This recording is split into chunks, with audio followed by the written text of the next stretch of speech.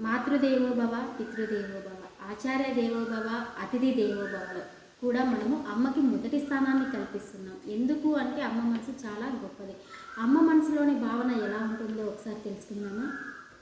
నువ్వు మొదటిసారి గర్భాన కదిలినప్పుడు పరమానందం కలిగింది. నన్ను అమ్మను చేస్తున్నావు.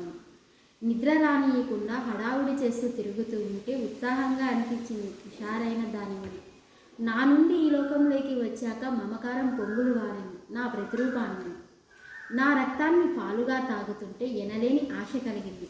అందరికంటే బలవంతుడు అవ్వాలని. తప్పటడుగులు వేస్తూ ఇల్లంతా తిరుగుతుంటే తట్టుకోలేనంత ఆనందం కలిగింది. నీ కాళ్ళపైన నువ్వు నిలబడగలవు. ఆ అడుగుల్లో నాకు దూరమైతే ఆశీర్వదించాలనిపించింది. అందరికంటే గొప్పవాడి అవ్వాలని.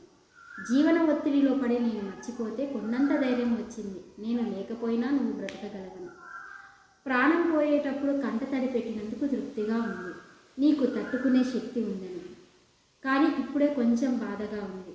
అందరూ నే పోయానని ఏడుస్తుంటే నన్ను కాల్చేటప్పుడు నీ చేయి ఎక్కడ కాలుతుందేమోనని భయంగా ఉంది. ప్రతి ఒక్క అమ్మ మనసులో భావన కూడా ఇలాగే ఉంటుంది. కాబట్టి ప్రతి ఒక్క అమ్మని గౌరవిద్దాం, ప్రేమిద్దాం, ఆడపిల్లను బ్రతకనిద్దాం.